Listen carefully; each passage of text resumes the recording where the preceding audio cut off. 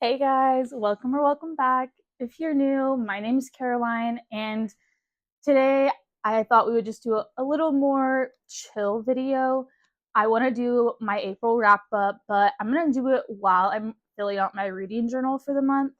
I need to catch up on my reading journal, fill out a bunch for the past quarter, and I'm just behind. So I thought I'm home alone. I'm watching the Sesh podcast on YouTube.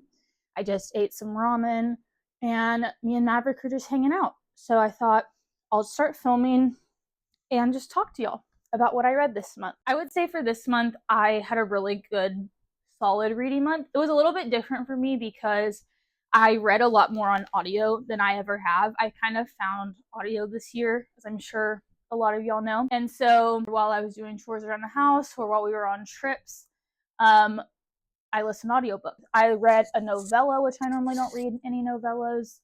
But it was a good reading month. I had a really good April. I hope y'all did too. I can't believe we're coming up on the summertime. I just posted my May TBR, so definitely go check that out. And while you're over there, make sure you hit the subscribe button and the notification bell so that you know when I post. And yeah, we're going to get right into it. I have my reading journal right here. This is my spread for each month. So this is blank for April. I'm going to show you so this is like a full spread. I really like how my reading journal came out this year. It's a little bit different than my 2024 one, even though I did something just fell in my house. Um, but I really liked how my reading journal came out. I've hand written the whole thing and drawn everything. I did some mood board spreads at the end for each month, and I just really like it. I also have this is like a full spread of the interior pages.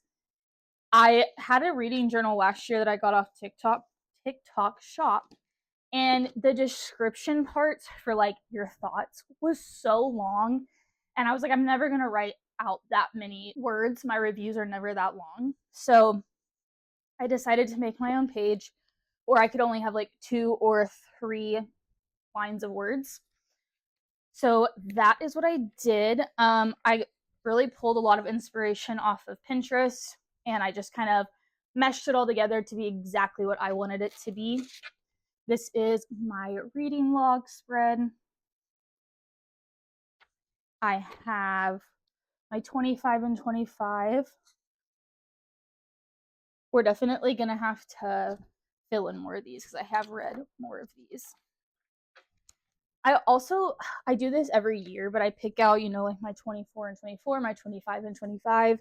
And then I end up reading like another book by one of the authors on my list, and I hate it, and I'm like, I don't want to read that book that's on my 25 and 25 anymore. And that's a point I'm at right now, and so I'm really disappointed about that, but maybe I just need to read it and maybe I'll really like the book. I have this spread that's just like I fill in each box with the corresponding color for rating based on the books as I finish them in order. And yeah, that's kind of it. So to start off in April, I have my list over here. Okay, so to start out in April, I read Just the Nicest Couple by Mary Kubica. This one was fast paced, just like they always are. I gave this one, I believe, a 4.5. I read this mainly on audio, but I also flipped through the paperback for some chapters, but I primarily read it while I was traveling around the city I live in for work. I kind of travel around some days. And so I was listening to that, and I had a really good time. It kept my attention. There wasn't too much going on. There weren't too many characters. All of the, plot lines matched up, and it all came and like at the end tied in a nice pretty bow. And I loved that about that book. I also loved that about Local Woman Missing. I think that I just really enjoy Mary Kubica's writing style. It's very I don't really know how to explain it other than concise and fast paced. It's very similar to Stacey Willingham's writing. They have very similar, you can tell, like mind paths and how they view thrillers and writing mysteries. And I simply love it. I love it.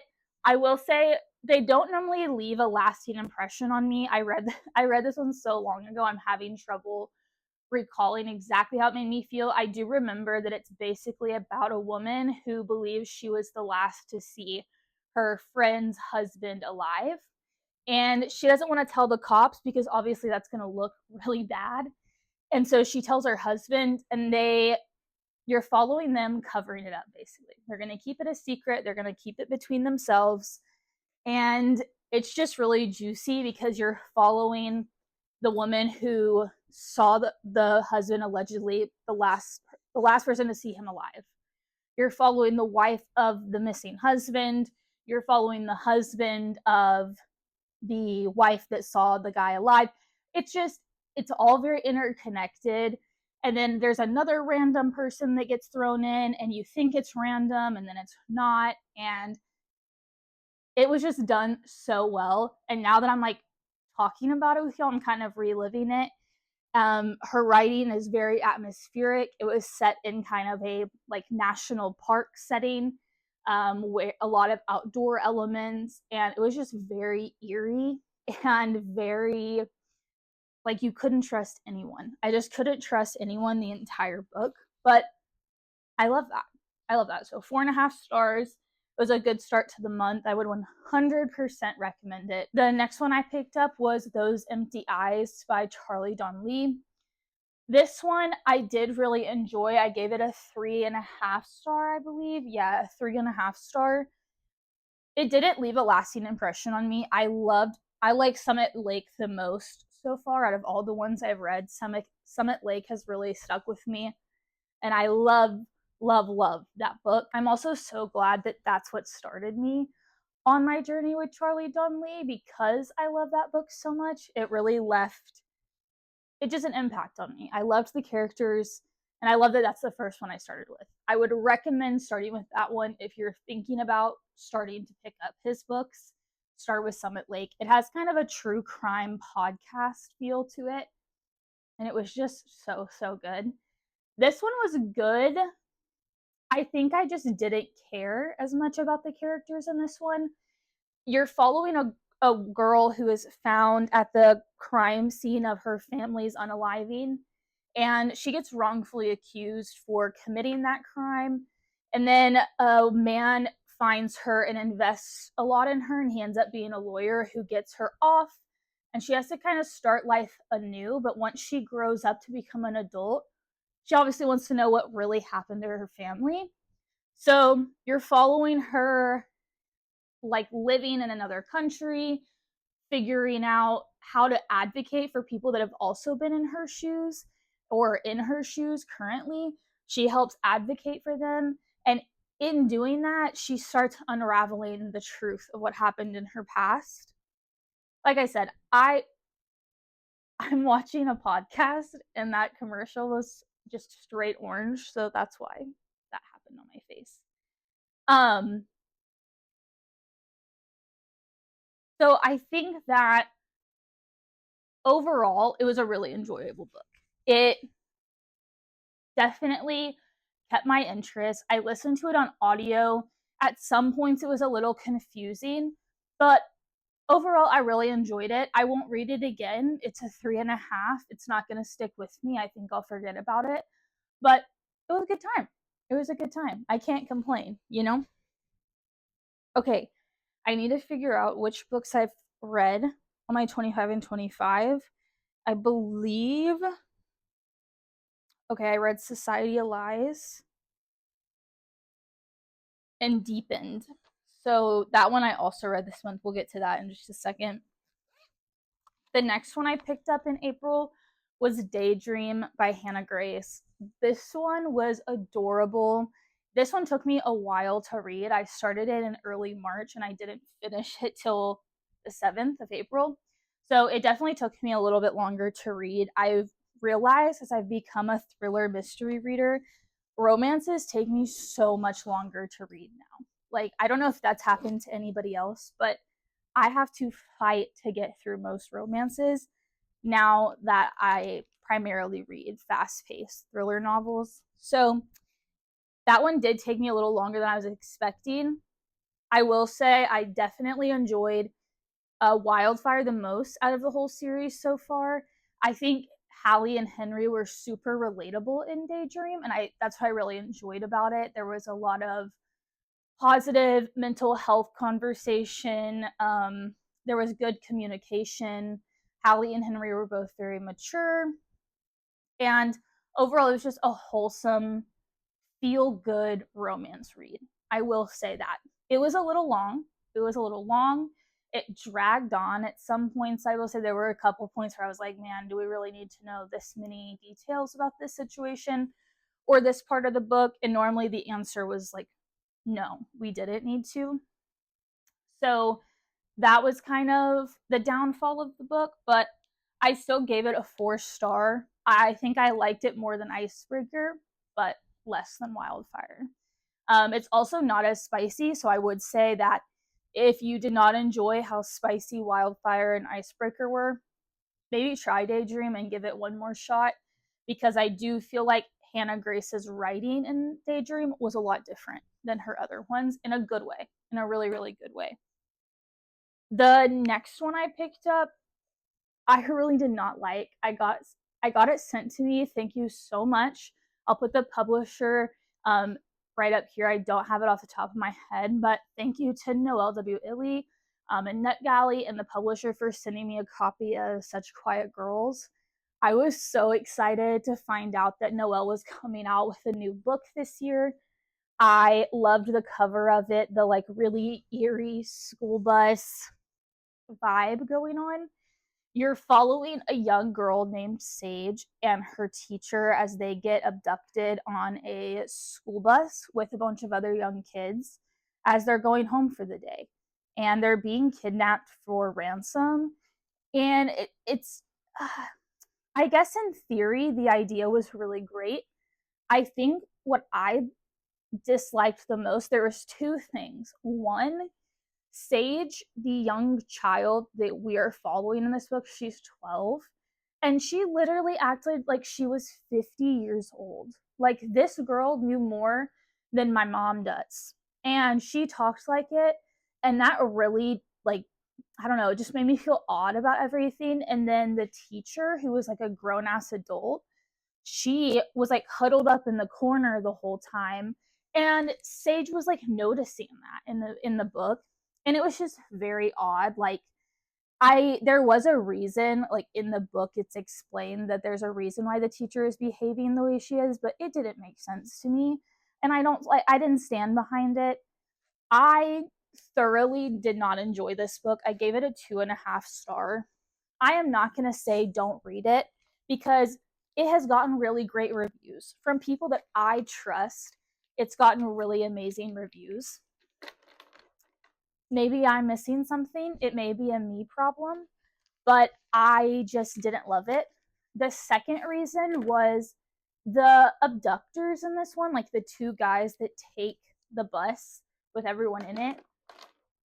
They were just icky, but like not in a way of like that was intentional by the author because we're in a thriller book. Well, maybe it was, and maybe I'm just dumb, but I did not like them.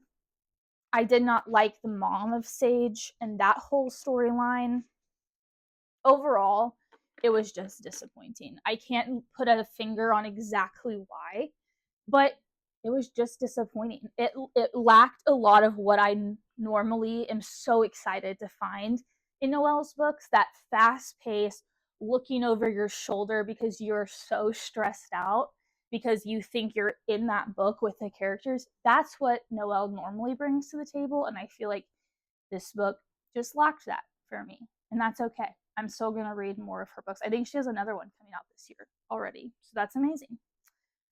Let me see. I need to find on my 25 and 25 thread, I correlate the spine of the book with the color of the cover in my book journal.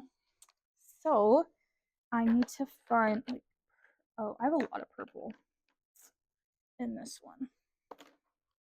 Okay, the next one I picked up, y'all are not going to be surprised, but it was The Other Mistress by Shanora Williams. I am finally, well, not finally, that sounds like I'm excited to be done, but I am done with Shanora Williams' books.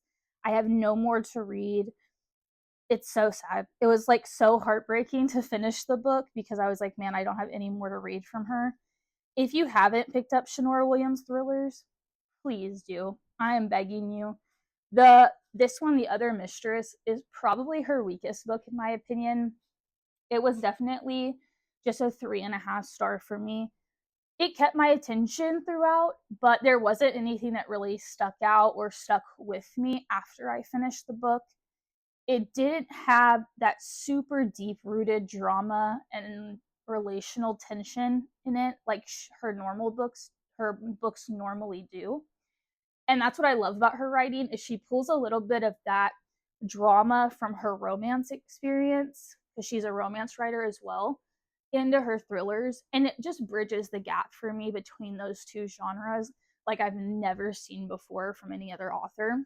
So I think that this book lacked a little bit of that for me, but overall I would still recommend it. I mean, she's always going to be, honestly, probably her and Harlan are like my two favorite thriller authors of all time.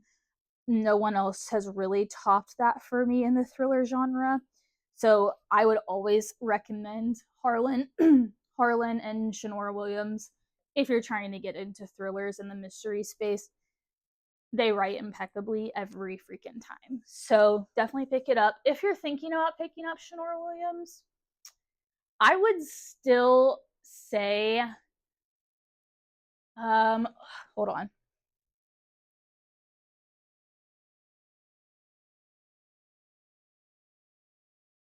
I would still recommend The Wife Before the most. That one, it has multimedia. You're following journal entries of the wife before and then the current wife. And that's all I'm going to say because I don't want to give you anything more. But if you like domestic thrillers that have a good dose of that romantic tension, pick that one up. It's super good. They're on Kindle. They're just amazing. They're amazing. I truly have never read anything like them. If you've read Shanora Williams and you're like me and you're obsessed and you have other books that are like hers, please let me know. I'm always looking for her books or something similar to her books because, hello, there's nothing wrong with them. She cannot write a bad book.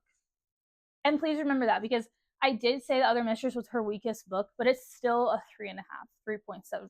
So don't still pick it up. It may be for you. It may be your favorite one. I don't know. The next one I picked up, I didn't really pick up. I was out one day and I just was wanting to listen to something. I was out of podcasts to listen to. So I downloaded One Little Mistake by Lucinda Berry.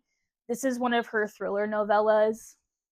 I'm not going to say very much. It was very mid, which I feel like novellas normally are. I don't really rate novellas. I would give this one a 3. It was a solid novella. Don't remember anything that happened, but I remember having a good time while I was sitting in my car listening to it. So I rate for the vibes, and the vibes were good then. The vibes just aren't there now, but that's okay. I'd still give it a 3. We're just gonna move on from that. That audio is literally a 2-hour book. So if you're just, I don't know, maybe driving into like the nearby city you live by, or you have a lunch break that you need to listen to a book, that one may be for you. It's really, really, really short. The next one I was sent by Macmillan Audio, and that is Parents Weekend by Alex Finley.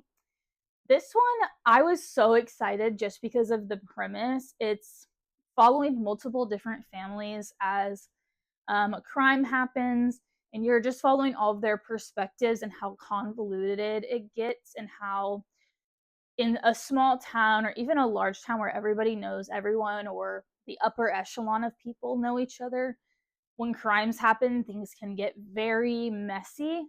You're also following, I believe, dual timeline in this book. I don't remember a whole lot, and it was only because of the audio. I would still recommend this book, but I would say definitely pick it up in some kind of paper copy. The audio in it is fine, but it's only read by one person. It's a woman, And let me see if I can find her name. It's read by Brittany Presley, and she did great narrating it. I think that the publisher didn't make a good decision by having her narrate all of the different characters when so many of them were males and younger than she was. It just made it very, very confusing. I got several like responses that people felt the same way from the audio. It was just confusing. It just lost me. It didn't take away from the story. Overall, the story was fine. It just I won't even say that because it did leave me very confused. Like right now I couldn't accurately describe the plot line to you because it was just so confusing to listen to her one voice narrate like 4 different families, 4 different dads, 4 different moms, 4 different kids. Like it was just a lot. It was just a lot. And so I wouldn't say it's a bad book. It was just bad audio. So I gave that one, I believe, a 3. I would say it's a 2.5 or 3. Um, it was okay. Definitely pick it up when it comes out. Thank you, Macmillan, for sending me audio ARC in exchange for my honest opinion because I unfortunately didn't like it, but I do really, really appreciate you sending it to me. It was my first audio ARC, so that was really, really exciting. The next one I read was probably the next 2 I read were my top 2 of the month. I ended the month with a bang, and I'm starting May with a bang. But the next one I picked up after Parents Weekend was Society of Lies by Lauren Ling Brown. Impeccable. Impeccable. That book was, did I say immaculate? Nope. Immaculate. I wouldn't change a single thing. I listened to it on audio and I read it in the hardback. So this was one of my most anticipated reads for this year. It's on my 25 and 25. I have been dying to read it. Micah bought it for me for my birthday. And I put it off because I was like, I don't want it to be over. It's her only book. It'll be very sad. And it is sad because 5 stars. 5 stars. If you love eerie, really dark academia, thriller, but like a high dose of that mystery element, that whodunit, Lauren Ling Brown hit every mark. Every mark she hit it. I love it. Basically, we're following 2 sisters. One of them is missing and is eventually unalived. And you're following the other sister who's trying to figure out why the heck she went missing and who did it. And they both happen to be a part of a secret society at Princeton, I believe. Yes, at Princeton. And it was just really, really amazing. Also, the author went to Princeton for a little bit, so she had that personal connection, which made the atmospheric element even more just enthralling for the book. I mean, it was just amazing. So, so, so, so, so amazing. I could not recommend it enough. It's definitely going to be one of my top reads of the year. I think about it all the time. I'll probably reread it by the end of the year. It is just so good. If you like The Pact by Sharon Bolton, 100% would recommend Society of Lies by Lauren Ling Brown. It was just so good. I feel like a reaction when I talk about the book. My heartbeat is like racing and I'm like, I need to be back in that world. I don't know. The secret society, like it was like a band secret society. They had to operate in a different club to fly under the radar enough that Princeton wouldn't end it. And like that's how lucrative and secretive it was. And she just nailed it. Just nailed it. I love that book, if you can't tell. And then to end the month with a bang, I picked up Deep End by Ali Hazelwood.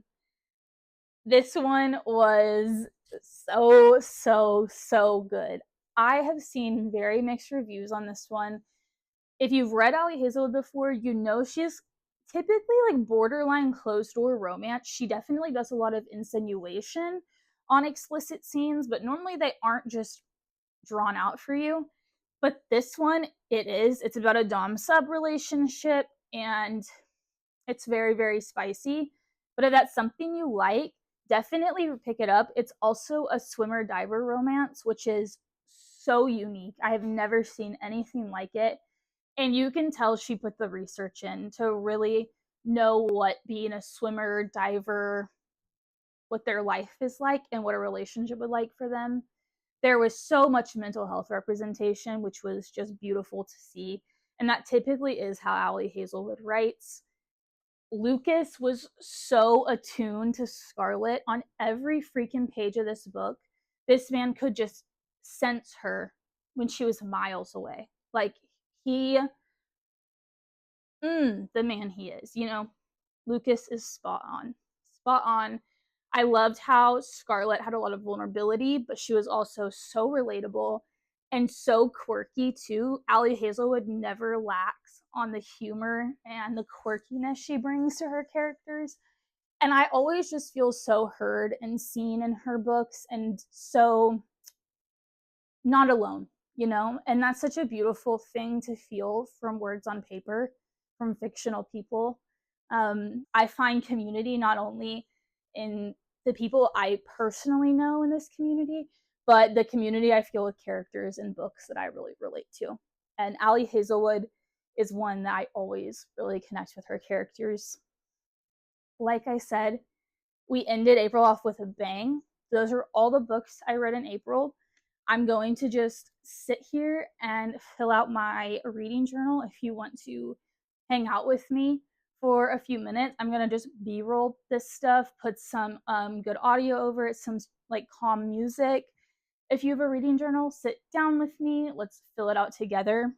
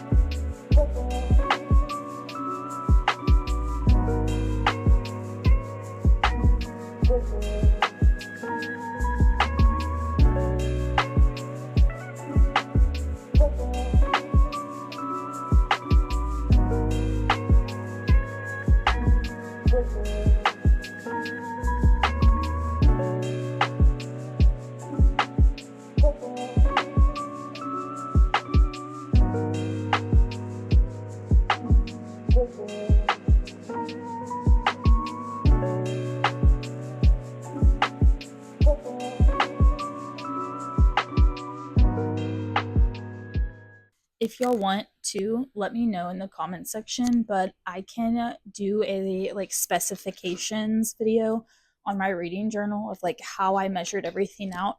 I know it can be very daunting to like figure out how to draw everything out by hand, but I wrote down all of the dimensions for like each picture, and I can link this journal in the description. So if you want me to make like a specific video for that, not only just doing a tour of my reading journal, but exactly like how I drew every page, let me know. I will sit down and do that if that's something that y'all want to see. So just put it in the comment section.